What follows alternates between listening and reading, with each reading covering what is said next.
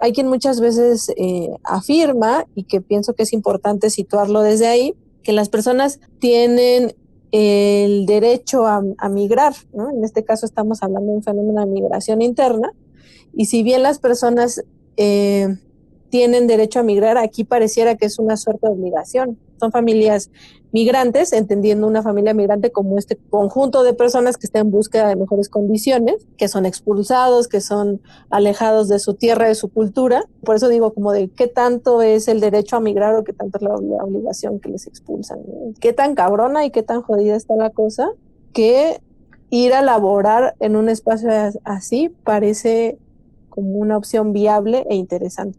Existen también dentro de este contexto ciertas barreras, porque una es la barrera del idioma o la lengua, pues, al menos acá en Estados Unidos, pero también allá en México, ¿no? Hablamos de personas que son originarias de la montaña alta de Guerrero, personas que son casi en 100% indígenas, que pertenecen a las comunidades que hablan mixteco, a las comunidades que hablan tlapaneco, a las comunidades que hablan náhuatl. Entonces, pues yo empezaría diciendo que la migración interna, que digamos las personas que se mueven de los estados a algunos centros o unas metrópolis o ciudades, ¿no? Para conseguir alguna remuneración o mejores condiciones de vida, es la que menos se ha tomado en cuenta históricamente, precisamente porque ha sido parte de una realidad invisibilizada. No es como una migración tradicional en la que uno va y se va instalando y se va acoplando poco a poco al territorio y va tomando ciertos aspectos socioculturales y se va integrando de alguna manera, ¿no? Aquí no, en esta migración interna es prácticamente ir a un centro de trabajo donde estás encerrado con tu familia, donde estás en un entorno compartido con más familias, pero que no tienes una interacción con lo social, con lo cultural. Me parece que hay que ver la globalidad. Eso es un trabajo que refleja muchísimas violaciones a derechos humanos. Y por supuesto, a niñas y niños. Y que eso es lo central que retrata. Pero en esta lógica de que los derechos humanos son interdependientes, que se vinculan entre sí, pues es inevitable mirar todas las otras violaciones a derechos humanos que retratan el derecho a la educación, el derecho a la alimentación, el derecho al esparcimiento, medio ambiente sano, y ni siquiera hablo de quien hace el trabajo con la tierra, sino como simplemente con las maestras, ¿no? que son trabajadoras. Es grave, pues es escandaloso ver cómo se van sumando así como violación tras violación a los derechos humanos. Pues también pienso como a la luz de los lentes del género, también es muy interesante el documental, pues, ¿no? O sea, porque qué es lo que pasa con las mujeres que están ahí, ¿no? Y que también tiene que ver con estos fenómenos que llaman de feminización de la migración, ¿no? Que antes pensábamos la migración en términos de son los hombres los que van y están trabajando, y no, pero pues en realidad ahora ya son los hombres y las mujeres, ¿no? Porque ahí lo decían, ¿no? Las mujeres también van y trabajan, y las que por alguna condición de salud, de embarazo o demás no pueden, están aquí trabajando de niñeras, ¿no? Pero también se ve que están agotadas, pues, ¿no? O sea, de la vida tan estresante que viven, ¿no? Y de tanto agotamiento, de tanto trabajo. Desde ahí partimos de que no existe como esta política que englobe una integralidad, es decir, que tenga la perspectiva obviamente de género, el respeto a la ley general de niños, niñas y adolescentes, que tenga también una integridad de seguridad y de que es una realidad que se omite, es una realidad que no se toma en cuenta. Esos espacios en algunos momentos son muy difíciles de entrar y de poder incidir porque precisamente son privados y tienen una concesión y tienen un permiso para poder estar laborando, ¿no? Es ahí que pues interviene evidentemente los gobiernos locales y los gobiernos, yo también me imagino federal, en el que tendrían que tener unas políticas públicas dirigidas para que las condiciones de trabajo de estos trabajadores pudieran ser más óptimas, ¿no?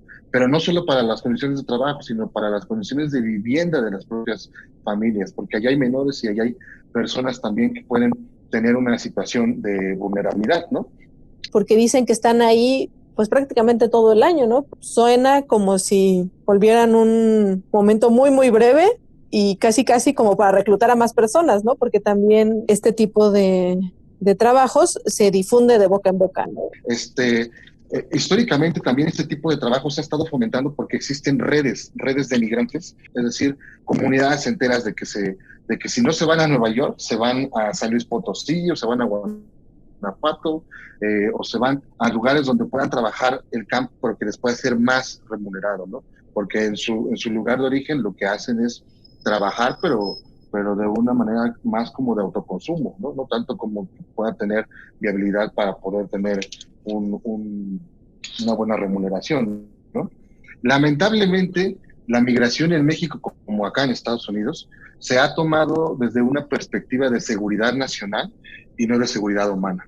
Es decir, se militarizan las fronteras, se detiene la gente, se crean centros de detención para deportar a la gente a sus países, pero no se le da la importancia ni a los connacionales que están regresando a México, ni a los connacionales que están en Estados Unidos, ni mucho menos a los connacionales que están moviéndose internamente. Es parte de una realidad omitida, sobre todo pensando en condiciones laborales, dos, en acceso a los derechos y a la justicia, se podría decir justicia laboral, y tres, un derecho a la educación y un derecho a la cobertura de la educación nacional y sobre todo a un aprovechamiento de la educación.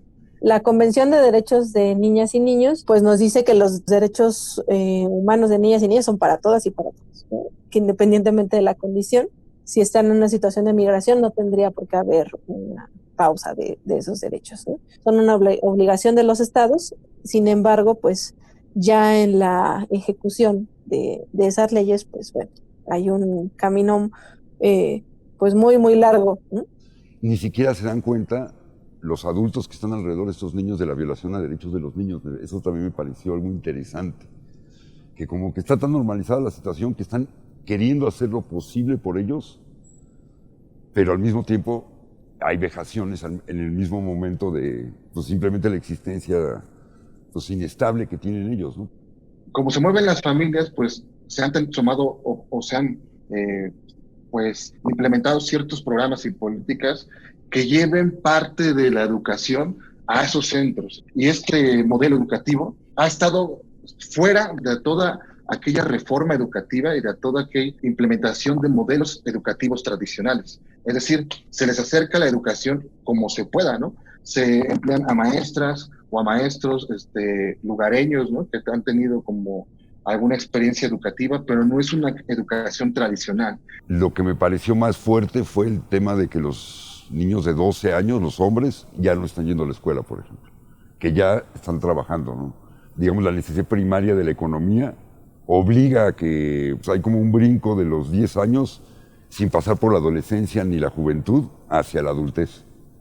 Yo tengo que cuidar a mis hermanitos porque yo ya soy grande. Tiene 12 años y ya está obligada a entender el mundo de adulta. Hay una línea muy, muy delgada del derecho a ser joven o a ser adolescente, por ejemplo. Ellos no tienen posibilidades de la adolescencia, ¿no? Que se dice mucho que la adolescencia es un producto de Occidente, ¿no? Justo por eso, ¿no? Porque no hay ese periodo de lo que es secundaria y preparatoria, no existe esa posibilidad porque ya hay que producir dinero para sobrevivir, ¿no? Porque la situación es tan terrible, ¿no? Es muy interesante escuchar de la voz de las niñas y de los niños cómo se sienten, ¿no? En términos de lo que se denomina la ciudadanía infantil, que tiene que ver con darle la voz a las niñas y a los niños para recuperar sus experiencias. Creo que abona a visibilizar una situación muy grave, pero claro que no es suficiente, ¿no? Porque hay que entender las causas y las consecuencias de estos fenómenos migratorios. Pues son los adultos quienes tenemos que ver por ellas y ellos, ¿no? Porque en esta lógica de no tienes voz hasta que eres mayor de edad, pues tenemos las personas y la sociedad que ver por ellas y por ellos. Entonces, en ese sentido, me parece que sería muy interesante lograr vinculación con organizaciones que hagan trabajo en un marco de derechos humanos de niños y niñas, pero desde la incidencia política. Pero el Estado tendría que generar las condiciones para que esas personas pudieran migrar de una manera más digna, que pudieran tener esas condiciones laborales distintas y que los derechos humanos de esas niñas y de esos niños pudieran ejercerse y gozarse, ¿no?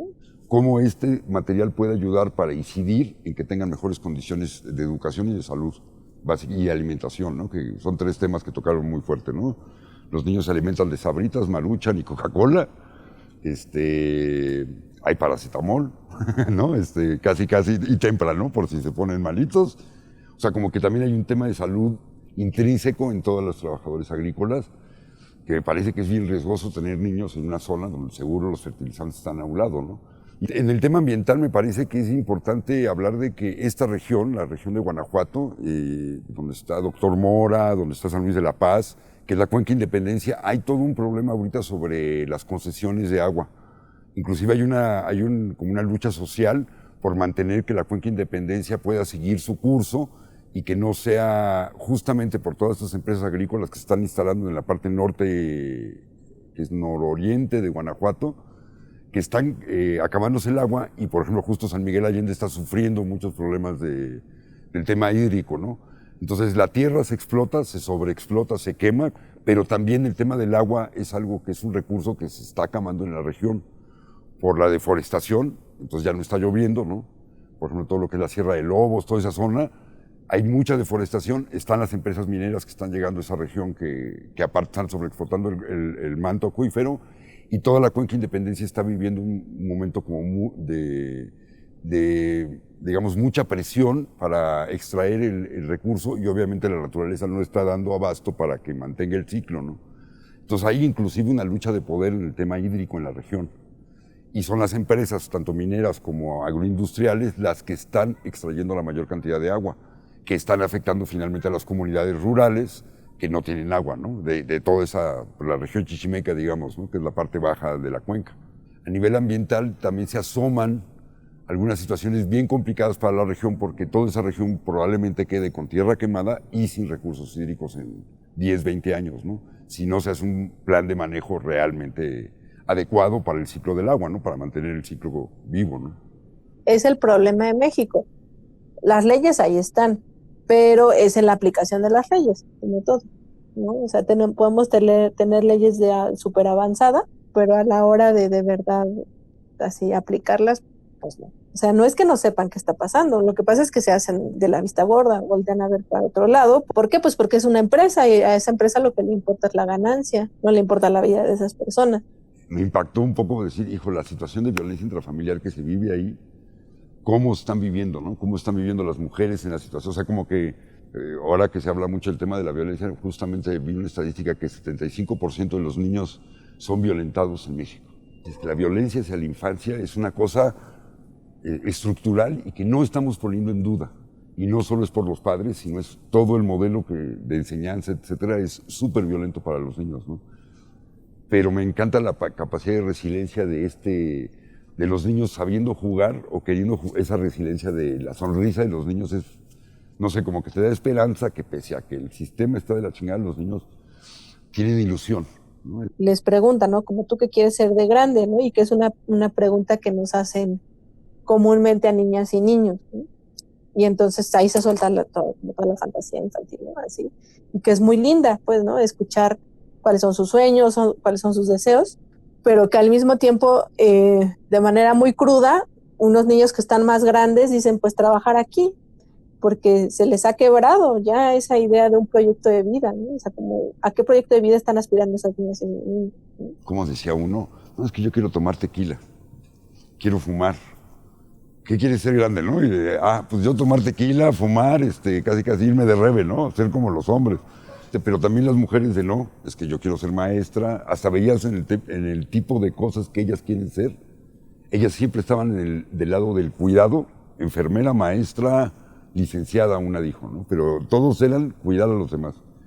Y los niños, todos los hombres, en el rollo del individualismo, de tomar, trabajar, tener dinero, ¿no? Pero curiosamente sí me pareció interesante el sesgo de género en la infancia. Y supongo que esta es de las mejores condiciones, porque inclusive tienen escuela. Debe haber lugares que ni escuela tienen, ¿no? El albergue que tuvieron oportunidad de grabar es uno como de los medianamente con buenas condiciones, se podría decir, porque hay unos que realmente están deplorables. O sea, los que están en San Luis Potosí están bastante malos, algunos que estaban en Sonora también estaban bastante deplorables, ¿no? Pero tienen diferentes poblaciones, ¿no? La mayoría son indígenas, por ejemplo, vienen de Chiapas, de Oaxaca, de diferentes lugares, ¿no? Pero, o sea, las condiciones que ustedes grabaron no son tan extremas como en otros albergues se han podido mostrar, de que aunque lo habilitó la Farma, los que habían sido habilitados por el gobierno, esos sí están pésimos. Pero me parece muy interesante como que unos niños con una madurez terrible, ¿no? Eso, me quedaron como muchas preguntas a partir de ver las imágenes, ¿no? ¿Y qué pasa con estos niños, no? Que creo que es un poco, no sé, como la intencionalidad de la pregunta es, ¿y de aquí a dónde, no?